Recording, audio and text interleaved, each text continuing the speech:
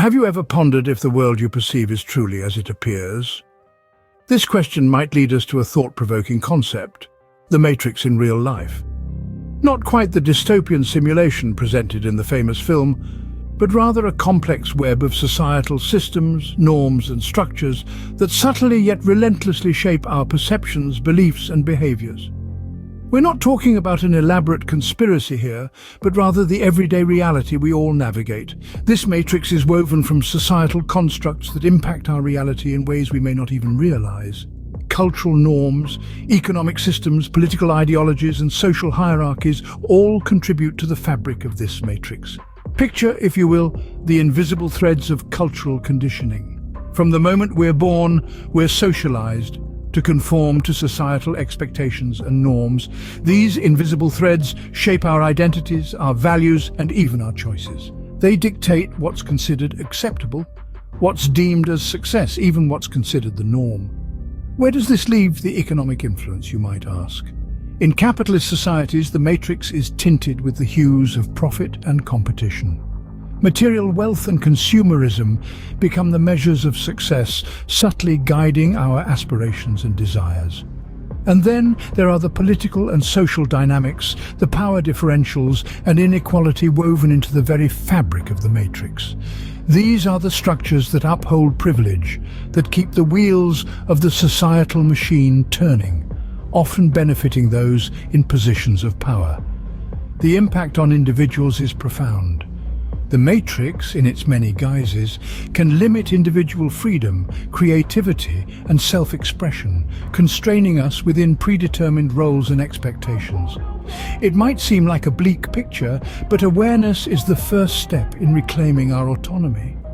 So what does it mean to escape the matrix? It involves questioning societal norms, cultivating self-awareness, and reclaiming control over our thoughts, actions and choices. It's a journey of discovery that begins with acknowledging the existence of the matrix itself. Our reality, it seems, is not as objective as we might think. From the moment we take our first breath, society begins to shape us. It's an intricate dance of cultural conditioning where societal norms and expectations become our choreographers. We learn the steps from an early age, imbibing the rhythm of conformity, the tempo of tradition.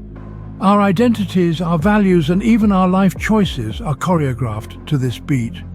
Consider how we are taught to perceive success.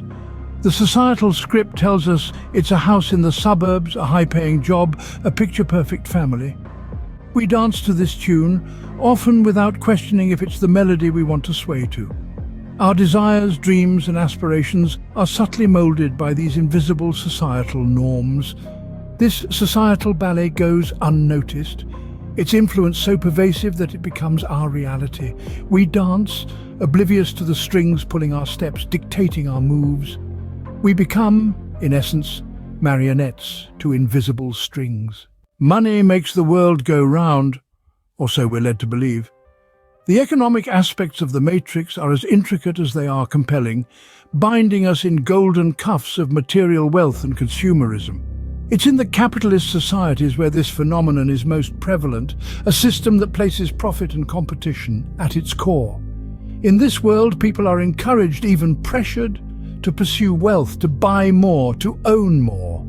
The value of an individual is often equated with their economic success and the depth of their pockets.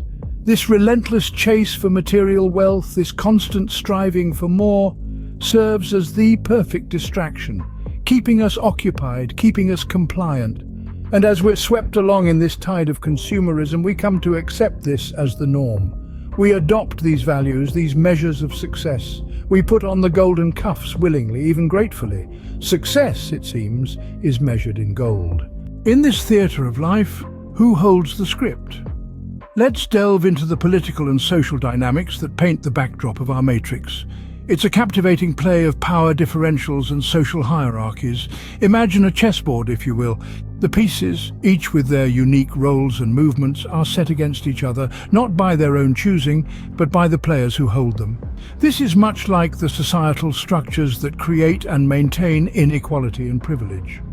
In the chess game of society, power differentials are the invisible lines that connect the pieces, dictating their moves and their fate on the board. These power differentials can be as apparent as those between a ruler and their subjects, or as subtle as the influence a popular trend exerts over individual choices. They shape the societal norms, holding sway over the individual's perception of reality, influencing their decisions and ultimately their lives. Now let's talk about social hierarchies. Like the ranks of the chess pieces, social hierarchies are a set of invisible ladders, each rung representing a different level of privilege. It's an age-old system where the power of one's voice, the weight of their opinion, and even their access to opportunities are often determined by their position on this ladder. These hierarchies are not just about wealth or status. They extend to the realm of ideas as well. The dominant ideologies, whether political, cultural, or social, often belong to those at the top rungs. And these ideologies in turn shape the matrix in which we all exist. So in the grand theatre of life, who does hold the script? It's those who hold power, those perched on the higher rungs of the social ladder. They influence the societal constructs, the cultural conditioning, and the economic systems that shape our matrix. Yet, it's essential to remember that the script isn't set in stone. It can be questioned, challenged, and rewritten. The chess pieces, after all, have the potential to change the game.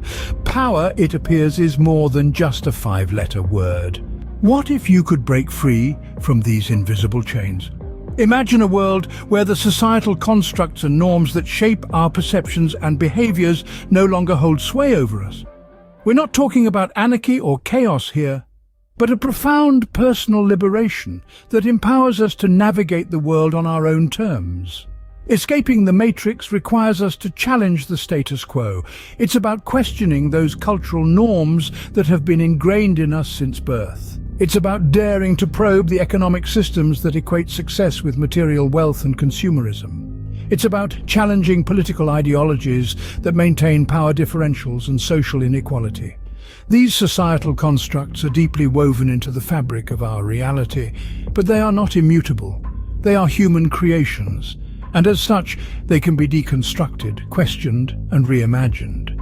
By questioning these constructs, we open up a space for critical thinking, allowing us to see the world from a fresh perspective. But escaping the matrix isn't just about questioning the system. It's also about cultivating self-awareness. It's about understanding ourselves beyond the roles and identities that society has assigned to us. It's about recognizing our values, passions, and desires that exist independently of societal expectations. And most importantly, it's about reclaiming our individual autonomy. It's about taking back control over our thoughts, actions, and choices. It's about deciding for ourselves what we believe in, what we value, and how we want to live our lives. Escaping the matrix is no easy feat. It requires courage, tenacity, and a willingness to step into the unknown. But the reward is immeasurable. It's the freedom to be our authentic selves, to express our individuality, and to live a life defined not by societal expectations, but by our own dreams and aspirations. Freedom, it turns out, is a state of mind. It's about breaking free from the invisible chains that bind us and embracing the infinite possibilities that lie ahead. It's about creating a life that is truly our own, and that, my friends, is the path to true freedom.